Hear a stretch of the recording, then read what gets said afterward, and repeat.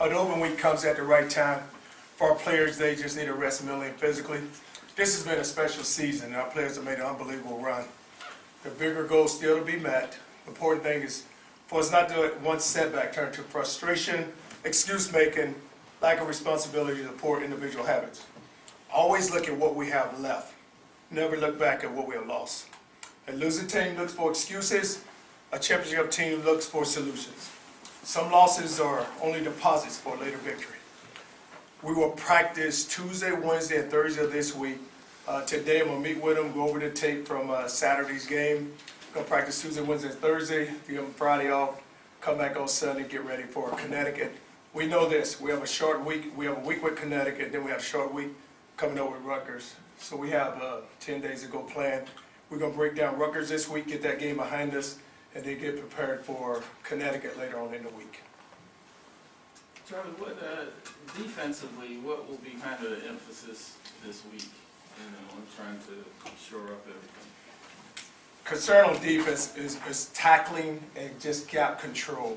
And just looking at Saturday's game, it was a player out of his gap, and then once the ball breaks the line of scrimmage, get the guy on the ground. And we didn't do it. We didn't get the guy down. I think it was maybe, if you look at the one throw to Lemon, he catches the ball, and then he's able to cut back on the free safety for a touchdown. The running back comes out there for 55 yards, the safety hit him, he breaks through the tackle for a touchdown. Then we give him another big long run. So it's all about tackling, it's about gap control, and it's what can be fixed. It's nothing that can't be fixed. And it's all about guys standing in their gaps, getting off of blocks, fitting blocks, and then get the ball carried on the ground. What was your message to them as far as you still have everything in front of you? I mean, you win these last two games, you still win the Big East, go to the BCS Bowl. And that's always been. And I told him, I said, guys, I know this. We go to Syracuse, we got our butt kicked in, but still though, you still have to go beat Rutgers to go win it. So your goal is still there. So whatever is in front of us is still there. So it's all about taking care of Connecticut. Let's not worry about Rutgers. And when I think about it, I don't know if that stage, and maybe it's more my fault of setting the stage a little higher than what it should have been set. I should have just approached this game like any other game, but I kept saying championship game, this is the game we got to go win, this is the game. And maybe our players weren't really ready for that at that particular time. And if you look at just the youth of this football team, and we haven't been placed in that position. I think about programs that are consistent, that year in and year out, where 3 years from now, Nacho Garcia, he'll be prepared for that moment, because we walk into somewhere 9-0, then they'll say, hey, you know what, guys, this is what happened to us 2 years ago, so we have to be prepared for this moment. And the preparation was there. Then it's all about, was the stage too big for our players?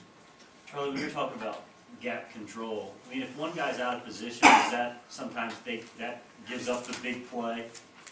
And it was, because what happens is when you're playing, and it's a play that they kept running the ball back, and if we just fall back and go make the play, then you don't see the big run. And what's amazing is the ball was just hitting downhill. So you figure, okay, the ball's hitting downhill, it's not trying to get outside, the ball's hitting inside of your defense. So somebody just get off a block, and don't let your eyes take, just trust what your eyes, just trust what you see. And a lot of times, well, I thought it was this. No, you don't think that. Just go hit your gap and stay in your gap and go make the play. How can you get more? Go ahead. Sonoris towards ACL, he will be done for the rest of the season. He's out. How can you get more pressure on the quarterback? The thing with the quarterback is just beating one-on-one pass rush. If you look at Saturday, you hit the quarterback a couple of times. One time we come through scot-free on a blitz, and he was able to get the ball off, and we sat down on coverage, and we got beat on a corner route. Brought pressure again, you hit the guy on third down, he missed the tackle, and he squirts and goes get a first down. You look at Saturday, we got him into third down.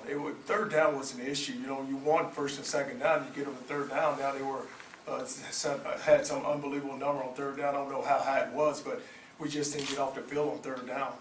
Would that be more Corbin Lamb with Perry out, or is there any thought of bringing Dominique Brown in this late? Well, we just got to see just how we stack up at running back right now. You went with Sonoris and Jeremy for so long. Now you have Corbin and Jeremy, and if we have to use Dominique, we will. How does that affect your running game? I mean, he's been such a big part of what you've been able to accomplish this year. But still, I think that we'll be okay running the football, because if you look at the running backs, you know, Sonoris was a big-time part of our running game now. With Jeremy Wright, he's just gonna have to shoulder more of the load, and now with Corbin coming in, you look at the one screen pass we threw out there, too, and he went down the sideline for 53 yards, so he's very talented. And you miss Sonoris just because he's played so much. Now you're gonna bring in a guy who hasn't played much at all, but you're still sitting there with Dominique Brown, so we just gotta make a decision what we're gonna do with him. Has Dominic, how much does he practice? Is he? Oh, he practiced every, He's no, he he's fine? practiced, He's- yeah. Okay, it's just a matter of whether he wants. We just haven't played him in the game now. He's practiced now, yeah, he's gonna practice. How does Charlie? the playing style differ from Perry's?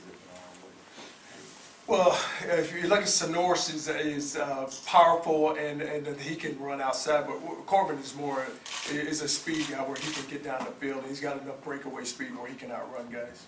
You had a lot of other guys went down. Was there anything other major, or was it just kind of nicks and bruises and other guys? No, it was nothing major. Just get up off the ground and get off the field. There's nothing wrong with you, you know. So it's nothing. You know, one guy laid there who should have laid there, Sonoris, but the rest of them get off the field. Yes. How did he take the news? Have you talked to him? Didn't take it very well. Anytime you lose, you know, you're having a season that he's having, and then all of a sudden you go down with an injury, it hurts. And but the thing about it is, our doctor's going to meet today and just find out what just exactly the plan we're going to have for him. Are you surprised or maybe disappointed that the defense isn't playing better? I mean, that was going to be one of your strong suits. Well, you just look at it just defensively. You like to play better, and you would, and we have to play better. So I'm not surprised about it. It's just that I'm disappointed that we're not playing well. How much do you guys miss Daniel Brown? I mean, just his experience and being out there. Well, it's more about the experience that Daniel Brown had, and then he was your starting linebacker, so you lose a linebacker, Daniel Brown, and you put a freshman in. And the freshman, it's more where it's a teaching process for him, where he has to see it all, where an experienced guy that has seen it all. So with Daniel Brown out, it hurts your defense, because you would just look from the experience standpoint, and he can make plays. Daniel Brown could play, so you lose him there. You did a better job on kickoffs, covering and actually kicking the ball. But in special teams, you had the fumble with the punt. Is it just little things on special teams that have been getting you every game? Yeah, because you feel like you fix one, and then you fumble the punt. That was critical in the game, because the defense had 3 plays in there off the field, and you go fumble the punt. But still, you get them the third down there, and you're hoping you can hold them to a field goal. We get a pass interference call, then they're able to take the ball in for a score. But you just can't have those mistakes, especially when you're on the road. Anytime you're on the road, you almost just have to play your best, and we didn't play our best on the road. And that's what's disappointing, and not so much, you know, I could have eaten it better if it had been a field goal, you know, they kick a field goal, go beat us at the end, but just the way we got beat, just what disappoints you. Charlie, I know sometimes in the past, you've kind of been able to see things coming. If you guys had a bad game, did you see any of that coming?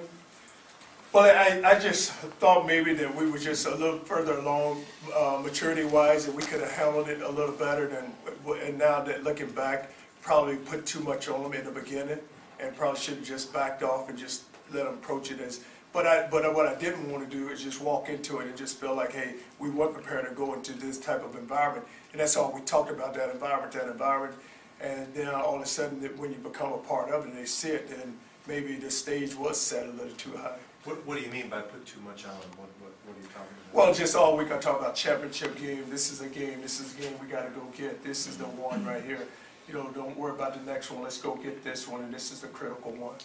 Is that why coaches are sometimes hesitant to maybe look at the big picture? Because you're 9-0, you have one loss, and everybody, you know, it's like a funeral instead of, you know, maybe talking in the preseason about expectations. Is that why you avoid that, so you won't maybe have situations like this? Like we just had, but you know, and I look at it too. Okay, here's our football team. You're sitting there 9-0. And you're going to go play on the road to Syracuse, which is a good football team. You know, their record didn't show, but you know they have a lot of experience. They have the 2 best quarterbacks were on the field Saturday, and Nassib and Teddy Bridgewater. Those 2 best quarterbacks in the conference. And you look at the receiver, Lemon's a really good player, and their running game had been playing very well. You know, the previous 2 games before our game. So now all of a sudden you take a team in there 9-0, and really was when you look at it. Everyone's telling them how good they are, and we have never been placed in that position. we've always been better at coming from the underdog role instead of being favored. And now all of a sudden you go into this environment and you can see it, and I've been to Syracuse, I'm sitting there it's like, I don't know, this team really ready for what we're going to step into. And you can say the emotions of the game, the senior day and all that, but still though, was our team really prepared? And we felt like they were prepared as a coaching staff. And then you look at, even when the game started, you know, it's 10-10, and then all of a sudden they get a play, then they get another play, now you're down 24. So even when we were down 24, I said, okay, well, we're fine, we have come back from 24 down, 14 points down, so it really doesn't bother me. But when they got up to the score right there before half, I think that was the one, because we didn't answer, we answered with a field goal instead of a touchdown. Will Gaines and DeBose be back for UConn, or what do they need to show you in the next 2 weeks? I haven't made that decision yet. They'll be back for UConn. How's the team respond? What's their demeanor after coming back home after this long? Well, it's not very good. I mean, you look at it, and you wouldn't you got beat good, so the demeanor wasn't very good. They weren't, and but you know what? They need to hurt. They need to feel the pain of that loss, and now when they feel the pain of that loss, and then they feel the disappointment and how they really played, they need to feel it. And that's the only way the program will ever grow. Because if they just look at, hey, we just got beat, and all we farts and giggles, then it won't be. We can't learn from it. But we have to feel it. How do you expect them to approach the practice field when they do return for the first time? They'll come back. They'll step out there with the right mindset. But what's good is it's still there. The picture and the goals is still sitting there for them. So now it's all about, hey, let's go get the next one. No, let's not worry about Rutgers. Let's go get Connecticut now. Because if you go stub your foot against Connecticut, Rutgers don't really matter. So let's go take care of Connecticut. And their mindset, they'll get it back together. I mean, for 9 weeks they had it right. So now, you know, you go lose one. So we still have 2 to go. Trey, in the Dominique Brown decision, how much will you weigh, you know, just having him for essentially 3 games as a year, as opposed to saving him to play a full season down the line? We'll weigh every option that we have available, but you have to look at it like this. If we get another running back hurt, then we're going to need someone to run the football too. So it's we know we still have to go win football games. And I would never want to take that away from someone. You know, I would never say, hey, you have 3 games, but it's going to be, I'm going to leave it up on his shoulder also. I'm going to ask him what does he really want to do. Is he the third back, or what about the freshman redshirt? He will be the 3rd back because you can still, you have Jeremy and you have Corbin and you still have Dominique. You've used the word tackling and gap control several times this year. What are the coaching challenges to get that job done? Well, it's all about, you know, when we practice, it's about wrapping guys up in practice. And a lot of times, if you see it in practice, you're going to see it in a game. If you allow running back to run through your defense at practice, they're going to run through your defense in a game. If you don't wrap the guys up, that happens. But it's about gap control. And guys understand this. It's just do your job. I don't need you to do anyone else's job. Just take care of your responsibility. And when you get in a game like we got into on Saturday, it's so many things that happen. You was like, wow, I can't believe that just happened. I mean, you have never been taught to do that, so why would you ever revert back to bad habits? That's very unusual for this football team, and it kind of happened to us on Saturday, which is good. I mean, it's good. We'll know within the next 2 weeks will this be a good experience for us.